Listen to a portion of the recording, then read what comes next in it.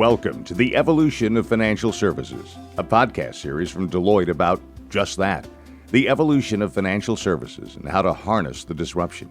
Here we'll address how operating environments for insurers, banks, and other financial services firms are undergoing dramatic change, from shifting regulations to new entrants that disrupt traditional service models, and everything in between. Each episode will meet with a leader from Deloitte's consulting practice to discuss these changes in the industry and what your company should do. Today, we're talking with Sachin Sandhi, a principal, and Steve Mahoney, a senior manager at Deloitte Consulting, LLP. There's an old saying that anybody who's really successful at anything in life doesn't look at a problem as a problem, but they look at a problem as an opportunity. With that in mind, I'd like to say hi to Steve and Sachin, and thank you guys for taking the time to talk with us today about the opportunity, as we've just mentioned, for financial institutions to capitalize on disruptive technologies. Steve, can you tell us why these disruptors present an opportunity for financial services firms? That's a great question, Greg. What we're seeing in the market is this concern about the disruption and how to respond to it. However, very often the conversation is focused on the threat rather than the opportunity. We think of it as a two-sided coin, where the same innovation that is causing concern can be exploited for gain. Specifically, these new technologies and fintech players present an opportunity to lower the cost of transformative change and to fund rapid, iterative modernization within established firms. Now, Steve, while that does make a whole lot of sense, how can an established financial services institution, which may find a lot of reasons to hesitate, find the impetus instead to start walking down that path? Well, the cost of some legacy infrastructure is so high, it's an obvious target for optimization, so you tend to focus on them, maybe overly so. Fintechs that offer real-time, digital, highly automated business models offer the opportunity to truly vaporize that burden. In some of Deloitte's recent efforts, we've actually been able to migrate certain highly inefficient business operations to fintechs, earning savings of 50 to 60%. Sachin, I'm sure you have something to add here as far as how to meet these difficulties. Certainly, one of the biggest pain points is the cost of regulatory compliance. The fintechs and the new technologies offer a tremendous opportunity to go at the cost of reg change. After almost a decade of truly unprecedented spending, many firms have gone about responding to reg compliance through point solutions that have in fact added to costs and complexity. The new technologies present a tremendous opportunity to rethink and re-architect how reg change is implemented into the businesses by using more agility, cloud, robotics, and the like. So it sounds like we're not just talking about fintechs here. There are a lot of opportunities out there for bigger players. Right, Steve? Sure. In fact, what we see today is financial institutions individually running these massive utilities, many of which are not core to their businesses. In these situations, it may be appropriate to mutualize with other players. Some of the most obvious opportunities here are around cloud, analytics, and more recently, blockchain. In fact, truly intelligent real-time utilities could provide efficiency improvements of 15 to 20%. Well, fine. That's a fairly large number, 15 to 20%. If we look at the balance sheets, Sachin, are there a couple of larger costs in there? Are there opportunities in less visible places? Exactly, there are.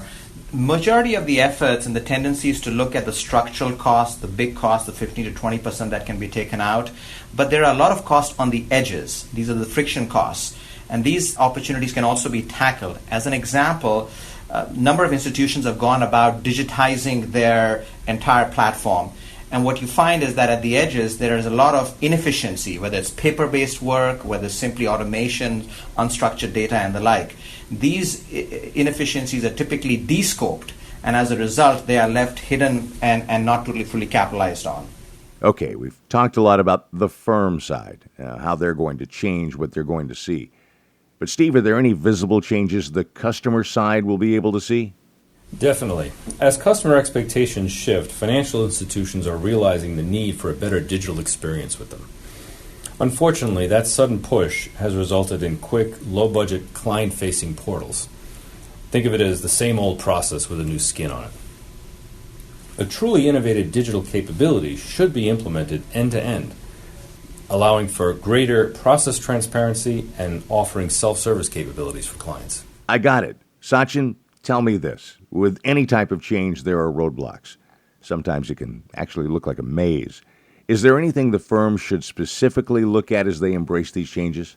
This change is different. It requires a different approach and a mindset. And you could fundamentally say that the institutions need to look at themselves as technology companies. And I'd offer sort of three competencies that are core to embracing and executing this change. One is organizational agility. The second is sort of accountability to drive this change. Someone has to take ownership, take the risk, and move forward. And lastly, I would say it's more about the toolkit. It needs to have a very services-based approach that taps the network of ecosystem partners to bring about all the necessary change. Steve, are there legacy companies out there that you know in your heart would embrace these changes, but perhaps they're so entrenched in the way they've always done things, they're not necessarily willing to do it? They just have to have a little push to move forward. I think there are, without naming any clients. I think it's the courage to start. And more often, companies like that, they're looking at what they've got running and what it takes to run and maintain, and it's a daunting task.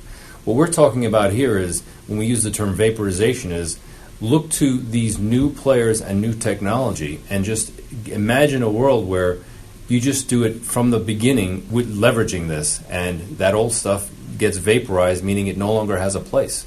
So instead of maintaining and updating and modernizing, it just goes away and is replaced. Sachin, let me ask you this. How deep would a legacy company have to dive? How long before they might actually notice some return on investment?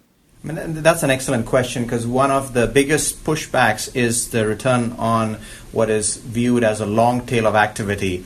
And this goes to using technologies in a way that around the edges, as we talked about earlier, where you can actually see returns in very short order. And that is what the beauty of technologies like automation, like analytics provides, that it isn't a massive overhaul of the legacy. You can transform outside the core and get to see the benefits and then weave it back into the core. And that's really what is an approach that we are seeing some of the leaders endorse. Okay, let's see if we can put all this in one little package that the listener can take away and mull over as they consider their own actions. To wrap it up, in other words. Steve, can you give us that takeaway? While there's always been talk of transformation, financial firms are often hesitant to embrace the daunting task of true innovation. Today we've covered a few ways that digital innovations have removed that hurdle. And Sachin? I'd say the potential for disruption is actually a tremendous opportunity, much more than a threat, and the firm should think about how to seize this disruptive advantage. I'm Greg Jarrett, and thanks for listening to The Evolution of Financial Services, brought to you by Deloitte Consulting. If you like this episode, you can subscribe wherever you get your podcasts. And to receive more information on Deloitte service offerings, visit www.deloitte.com/US/FS-MA-evolution.